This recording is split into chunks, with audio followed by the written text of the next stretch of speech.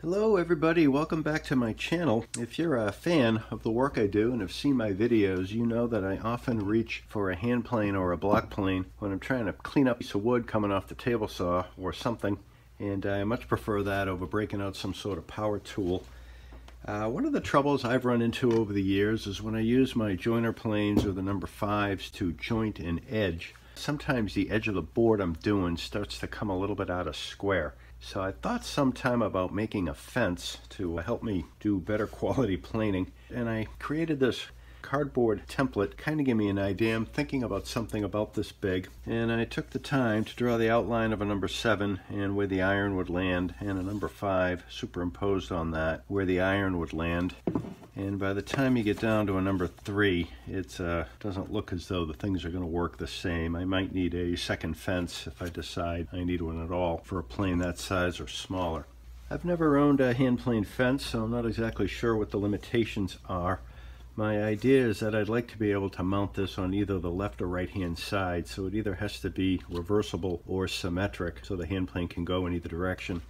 This drew 2 spots where I thought I might fasten it using screws. Another option would be to use simply magnets. I think either one would work okay. Like most of my work jig projects, I hunted around my shop and I found a piece of mahogany and a piece of maple.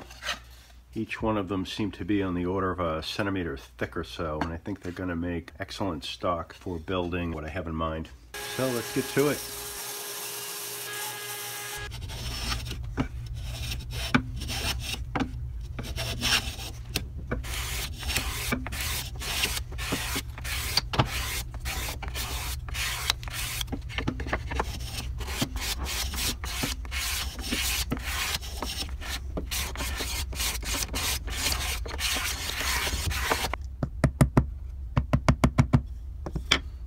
This is the relief for where the iron is.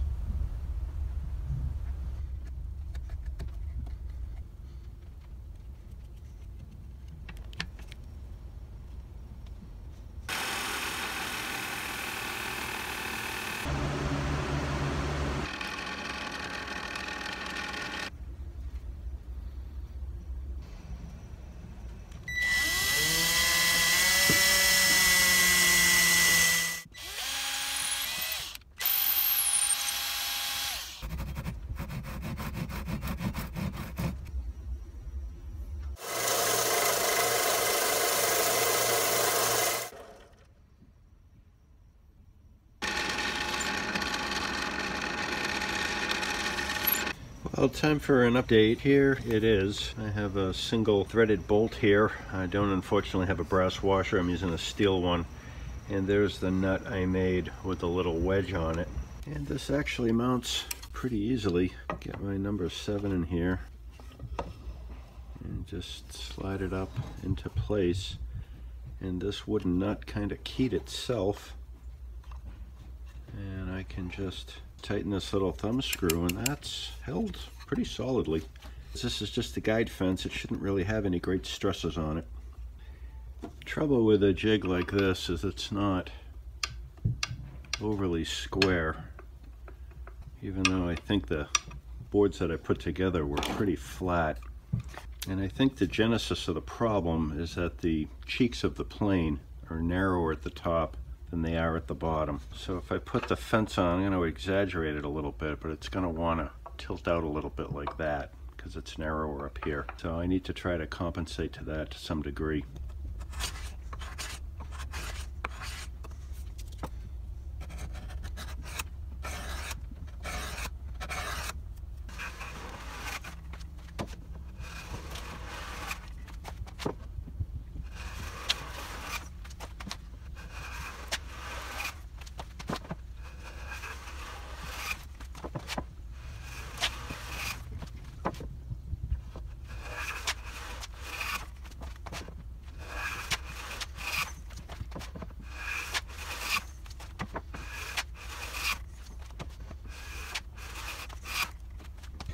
This is a piece of pine I salvaged from a project a ways back, and you can see by the marks I've already planed this probably 20 times, and I'm slowly starting to get it smooth back here.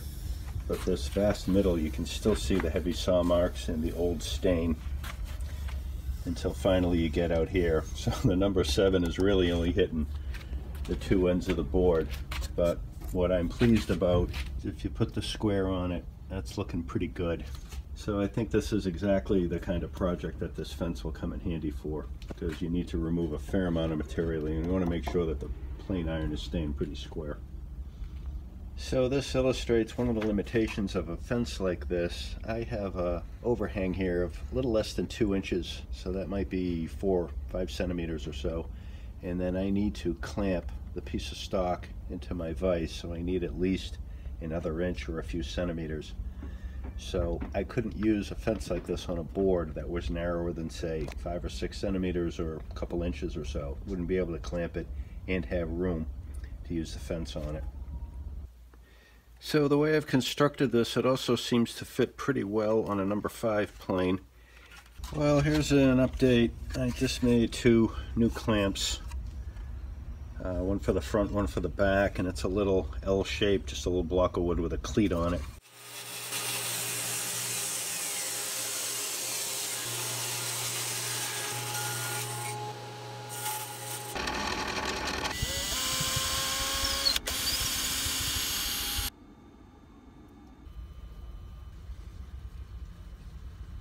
And that seems to hold it really, really well. And I think moving forward, all I have to do is drill a different hole for a different size plane, and that would solve that problem. This little button I made actually worked pretty well, but I do think this L-shaped cleat down here works a little bit better. And here it is mounted, of course, to a number 7.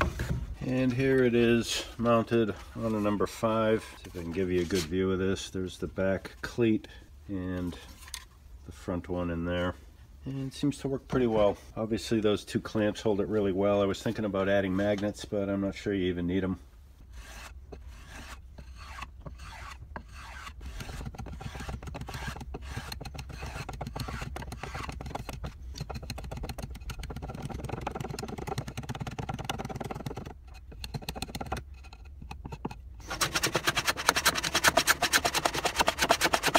I spent some time scraping and planing this to ease the edges, and I've got a ton of boiled linseed oil, so I'm gonna use that as a protective finish.